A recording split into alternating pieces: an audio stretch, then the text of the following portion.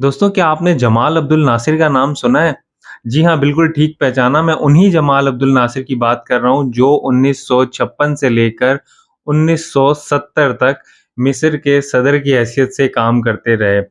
जमाल अब्दुल नासिर से मुतालिक वैसे तो बहुत सी ऐसी बातें हैं जिनकी बिना पर वो मशहूर हैं, मगर मैं आज आपके सामने 2 ऐसी बातें रखूँगा जो बहुत कम लोगों को मालूम है।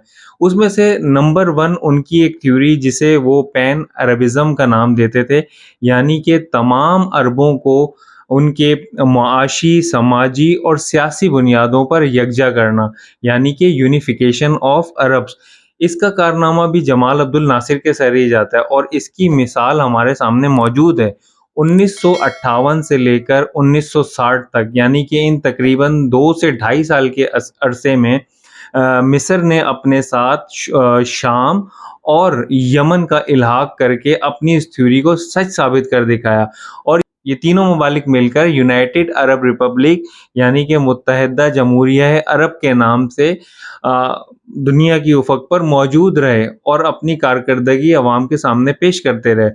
इसके अलावा दूसरा अहम कारनामा जिसने नासिर को आलम अरब में मुमताज़ लीडर की हैसियत से पेश किया, वो था जमाल अब्दुल नासिर की पॉलिसी जिसमें उन्होंने सुएज़ कैनाल की नेशनलिज़्म की, यानी कि उस वक़्त बरतानिया और फ्रांस को बहुत टफ टाइम दिया और जिसकी वजह से फ्रांस और बरतानिया को ख़तरा महसूस हुआ और उन्होंने इसराइल के साथ मिलकर मिस्र पे हमला कर दिया।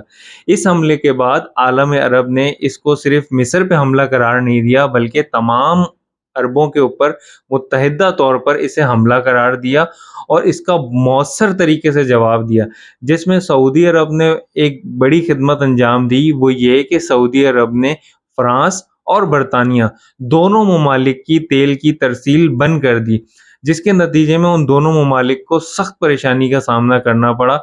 इस मामले में शाम भी किसी से पीछे ना रहा, उसने जो सप्लाई लाइन थी उसको डिस्ट्रॉय करके मज़ीद मुश्किलात में इजाफ़ा कर दिया बरतानिया और फ्रांस की।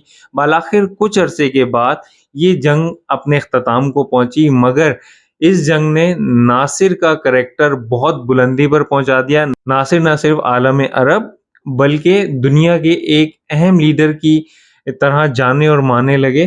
तो ये थी जमाल अब्दुल नासिर से मुतालिक मेरी आपके साथ डिस्कशन। और ये इस सिलसिले में अगर आप जमाल अब्दुल नासिर के मुतालिक मज़ीद कुछ पढ़ना चाहें तो इससे रिलेटेड एक किताब है जिसका नाम है जमाल अब्दुल नासिर और इसके राइटर हैं मकबूल अहमद आवान साहब। ये एक बहुत अच्छी किताब है अगर आप जमाल अब्दुल नासिर की पैन अरबिज़म थ्योरी को पढ़ना चाहते हैं और मिस्र से मुतालिक अहम हक़ाइक़ को जानना चाहते हैं, तो इस सिलसिले में ये एक बहुत ही उम्दा किताब है। मेरी बात सुनने का शुक्रिया।